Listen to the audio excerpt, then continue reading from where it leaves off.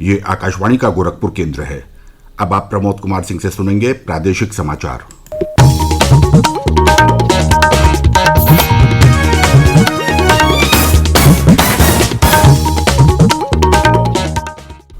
Bulletin में पहले मुख्य समाचार। कोरोना की संभावित तीसरी लहर से बच्चों को सुरक्षित रखने के लिए उपलब्ध कराई जाएंगी दवा किट। मुख्यमंत्री योगी आदित्यनाथ ने दवा वितरण अभियान का किया शुभारंभ। राज्य में 21 जून से कोरोना आंशिक कर्फ्यू में और छूट देने का फैसला।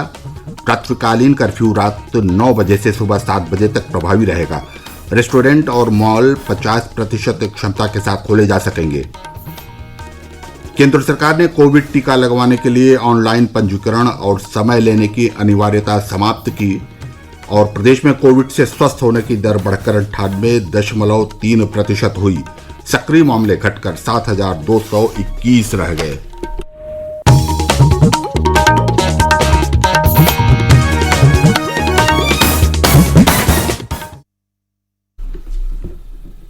प्रदेश में लॉकडाउन में राहत दी जा रही है, लेकिन महामारी का खतरा अभी बना हुआ है। ऐसे में सभी श्रोताओं से अपील है कि लापरवाही न बरतें। जब तक आवश्यक न हो घर से बाहर न निकलें और इन आसान उपायों का पालन करें। मास्क लगाएं, 2 गज की सुरक्षित दूरी बनाए रखें, बार बार हाथ धोएं तथा साफ सफाई का ध्यान रखें और टीका जरूर लगवाएं। लोगों को कोविड से संबंधित जानकारी देने और उनके मार्गदर्शन के लिए राष्ट्रीय हेल्पलाइन कार्यरत है। इनका नंबर है 011239780046 और 1075। राज्य हेल्पलाइन नंबरों पर भी संपर्क किया जा सकता है। नंबर हैं 1800 1805 145 तथा 6389300137 और 0522 4523000। इसके अलावा 0522 2610 और अब समाचार विस्तार से। कोरोना की संभावित तीसरी लहर से बच्चों को सुरक्षित रखने के लिए प्रदेश सरकार ने तैयारियां तेज कर दी हैं। इसी क्रम में मुख्यमंत्री योगी आदित्यनाथ ने कल लखनऊ में आयोजित एक कार्यक्रम में बच्चों को वितरित की जाने वाली दवा किट के वाहनों को रवाना किया।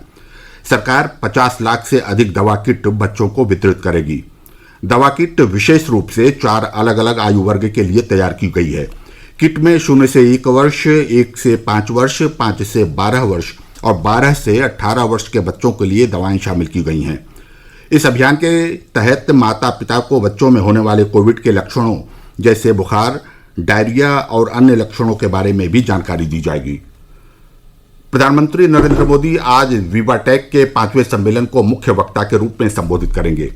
यूरोप में होने वाले विवाटेक डिजिटल और स्टार्टअप के बड़े सम्मेलनों में से एक है। प्रधानमंत्री को इस सम्मेलन में गेस्ट ऑफ ऑनर के रूप में आमंत्रित किया गया है। प्रदेश में कोविड संक्रमण में कमी को देखते हुए सरकार ने आगामी सोमवार यानी 21 जून से कोरोना आंशिक कर्फ्यू में और छूट देने का फैसला किया है। रात्रिकालीन कर्फ्यू रात 9 बजे से सुबह 7 बजे तक प्रभावी रहेगा। इसके अलावा रेस्टोरेंट और मॉल 50% क्षमता के साथ खोले जा सकेंगे। पार्क, स्ट्रीट फूड आदि के संचालन की अनुमति भी दी जाएगी। इन जगहों पर कोविड हेल्प डेस्क की स्थापना अनिवार्य होगी।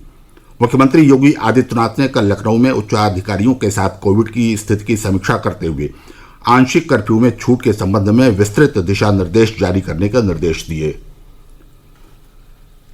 प्रदेश निर्वाचन आयोग ने जिला पंचायत अध्यक्ष पद के चुनाव के लिए अधिसूचना जारी कर दी है। राज्य निर्वाचन आयुक्त मनोज कुमार ने बताया कि सभी 75 जिलों में जिला पंचायत अध्यक्ष के लिए मतदान 3 जुलाई को सुबह 11 बजे से दोपहर 3 बजे के बीच होगा और चुनाव परिणाम भी उसी दिन घोषित किए जाएंगे। नामांकन प्रक्रिया 26 जून को होगी और 29 जून को नाम वापस लिए जा सकते हैं। मुख्यमंत्री योगी आदित्यनाथ ने 7वें अंतर्राष्ट्रीय योग दिवस की तैयारियों की समीक्षा की। उन्होंने 21 जून को योग दिवस पर आयोजित होने वाले विभिन्न कार्यक्रमों के दौरान कोविड से बचाव के सभी नियमों का अनुपालन सुनिश्चित करने के निर्देश दिए हैं। प्रदेश सरकार ने न्यूनतम समर्थन मूल्य एमएसपी पर किसानों से गेहूं खरीद अभियान को 1 सप्ताह के लिए बढ़ा दिया है। सरकारी क्रय केंद्रों पर गेहूं खरीद 15 जून को समाप्त हो रही थी। अपर मुख्य सचिव सूचना नवनीत सहगल ने बताया कि प्रदेश में अब तक 12 लाख से अधिक किसानों से 53,80,000 मीट्रिक टन से अधिक गेहूं की खरीद की जा चुकी है। ताजमहल सहित भारतीय पुरातत्व सर्वेक्षण द्वारा संरक्षित सभी स्मारक आज से पर्यटकों के लिए खुल जाएंगे। आगरा के जिलाधिकारी ने बताया कि ताजमहल में एक समय में 650 से ज्यादा लोगों को प्रवेश करने की अनुमति नहीं होगी। उन्होंने कहा कि भीड़ पर नजर रखने के लिए टीम तैनात रहेंगी। टिकट केवल ऑनलाइन बुक किए जा सकेंगे। प्रादेशिक समाचार आप आकाशवाणी गोरखपुर से सुन रहे हैं। केंद्रीय स्वास्थ्य कल्याण मंत्रालय ने कहा है कि कोविड टीका लगवाने के लिए ऑनलाइन पंजीकरण और समय लेना अनिवार्य नहीं है। मंत्रालय ने कहा है कि 18 वर्ष या इससे अधिक आयु वर्ग का कोई भी व्यक्ति अपने निकटतम टीकाकरण केंद्र में सीधे जाकर पंजीकरण कराने के बाद टीका लगवा सकता है। स्वास्थ्य मंत्रालय ने कहा है कि स्वास्थ्य कार्यकर्ता और आशा कार्यकर्ता ग्रामीण क्षेत्रों में और शहरी झुग्गी बस्तियों में रहने वाले लाभार्थियों को निकटतम टीका केंद्र में टीके लगवाने के लिए प्रोत्साहित करते हैं। हेल्पलाइन नंबर 1075 के माध्यम से पंजीकरण की सुविधा शुरू कर दी गई है।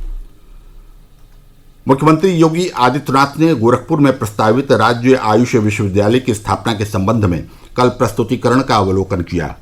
उन्होंने विश्वविद्यालय में प्रथम चरण में आयुर्वेद, योग और नेचुरोपैथी से जुड़े विभागों के कार्य शुरू करने के निर्देश दिए हैं। प्रदेश में कोविड से स्वस्थ होने की दर बढ़कर 98.3% हो गई है।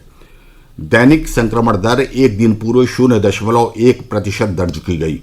पिछले 24 घंटों में राज्य में कोविड संक्रमण के 340 नए मामले सामने आए, जबकि इस दौरान 1,104 लोग स्वस्थ हुए। प्रदेश में कोविड के सक्रिय मामले घटकर 7,221 रह गए हैं। महामारी की शुरुआत से अब तक राज्य में 16,73,000 लोग ठीक हो चुके हैं। वहीं कोविड नमूनों की जांच का कार्य तेजी से जारी है। एक दिन पूर्व 2,57,135 नमूनों की जांच की गई। अब तक 5,38,00,000 नमूनों की जांच की जा चुकी है। मौसम विभाग ने प्रदेश के कई जनपदों में अगले 2 दिनों के दौरान गरज चमक के साथ भारी वर्षा की चेतावनी जारी की है। अगले 24 घंटों के दौरान बलिया, देवरिया, गोरखपुर, संतकबीरनगर, बस्ती, कुशीनगर, महाराजगंज, सिद्धार्थनगर, बरेली, पीलीभीत और आसपास के क्षेत्रों में तेज वर्षा हो सकती है। मौसम विभाग के अनुसार पूर्वी उत्तर प्रदेश और इससे लगे बिहार राज्य में निम्न दबाव का क्षेत्र बना हुआ है और चक्रवाती हवाओं का क्षेत्र मध्य क्षोभ मंडल तक सक्रिय है। इसके प्रभाव से अगले 4 दिनों के दौरान प्रदेश के उत्तर और पूर्वोत्तर अंचलों में तेज से अत्यधिक तेज वर्षा होने की संभावना है। उत्तराखंड सरकार ने राज्य में कोविड कर्फ्यू जारी रहने के बीच 4 धाम यात्रा की अनुमति दे दी है। यात्रा के लिए श्रद्धालुओं को RT-PCR जांच की नेगेटिव रिपोर्ट लाना अनिवार्य होगा। और अब कुछ समाचार संक्षेप में। नीति आयोग के सदस्य स्वास्थ्य डॉक्टर वीके पॉल ने कहा है कि कोविड वैक्सीन नोवावैक्स बहुत सुरक्षित और प्रभावशाली है। कल नई दिल्ली में उन्होंने कहा कि सार्वजनिक रूप से उपलब्ध डेटा से यह सिद्ध होता है कि यह टीका 90% से अधिक प्रभावी है और स्वदेश में निर्मित है। केंद्रीय जल शक्ति मंत्रालय ने सभी सांसदों से जल शक्ति अभियान में भाग लेने और सहयोग करने का आग्रह किया है। जल शक्ति राज्य मंत्री रतनलाल कटारिया ने सभी सांसदों को लिखे पत्र में अपने निर्वाचन क्षेत्रों और राज्य में जल शक्ति अभियान कैच द रेन में सहयोग करने को कहा है। 7वें अंतर्राष्ट्रीय योग दिवस में अब सिर्फ 5 दिन बाकी हैं।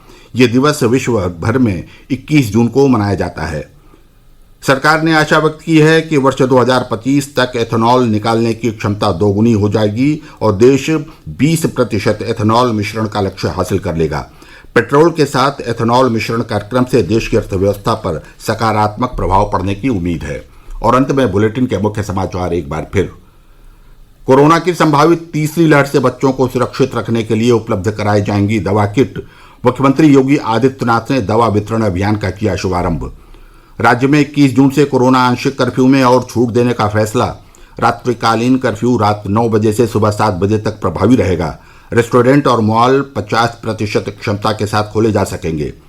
केंद्र सरकार ने कोविड टीका लगवाने के लिए ऑनलाइन पंजीकरण और समय लेने की अनिवार्यता समाप्त की और प्रदेश में कोविड से स्वस्थ होने की दर बढ़कर 98.3% हुई। सक्रिय मामले घटकर 7,221 रह गए। इसके साथ ही प्रादेशिक समाचार समाप्त हुए। नमस्कार।